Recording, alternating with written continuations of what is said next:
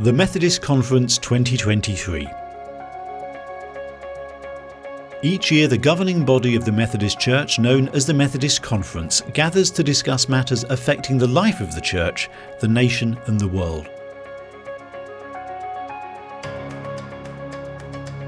2023's Methodist Conference was held between the 22nd and 29th of June at the Hilton Metropole in Birmingham.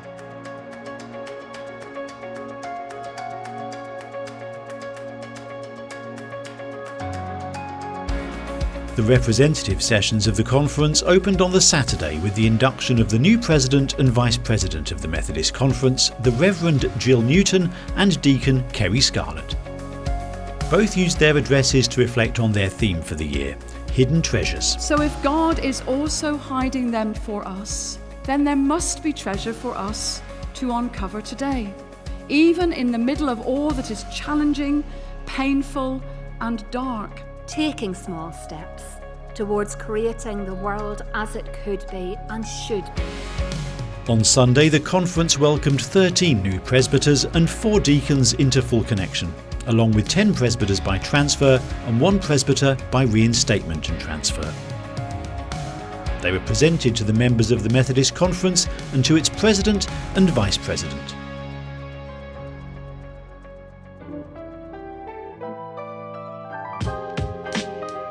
In the foyer, the Evangelism and Growth team helped members of conference explore the stations of a Methodist way of life through interactive activities.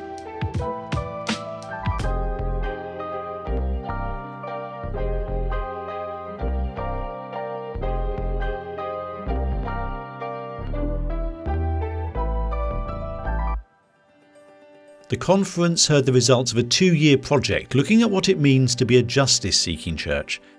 Rachel Lampard, who has led the project, presented the report Walking with Micah to the conference. The report draws on Methodist history, theology, current concerns and practice to recommend a framework of principles for justice which underpin our understanding of God's justice and what it means to seek justice.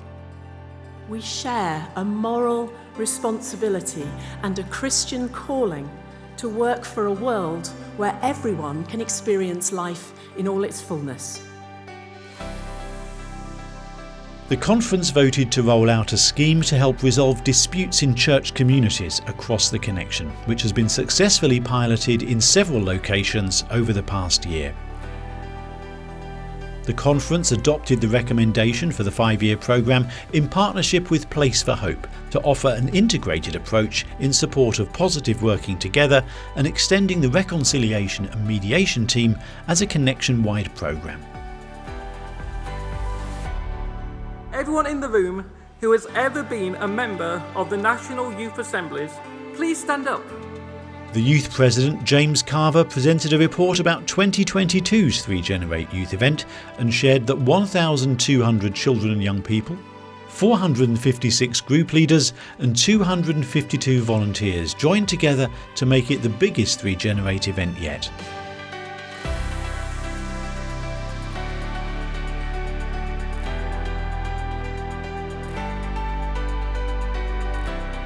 The conference received the report, which called upon all Methodists to actively engage in conversation with children and young people about faith and life. This is the impact of youth assemblies like 3Generate.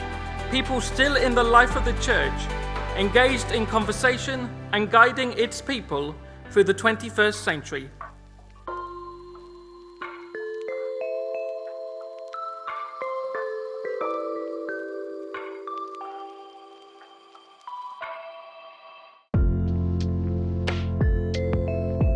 This year's exhibition space contains stands from partner organisations such as All We Can, Action for Children and Christian Aid.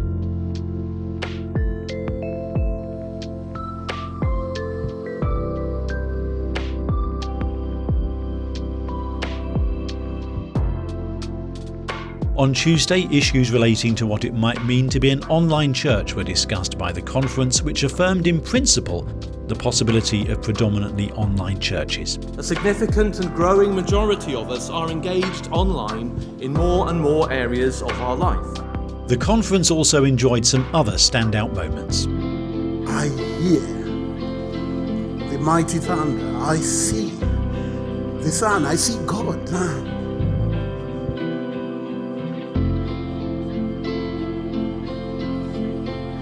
And when you come to us, we'll give you a pudding.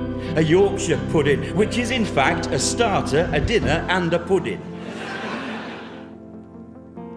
The conference elected Reverend Helen D. Cameron and Mrs. Carolyn Godfrey as President and Vice President designates for 2024-2025. They will start their year in office when the representative session of the Methodist Conference opens in Leeds in June 2024.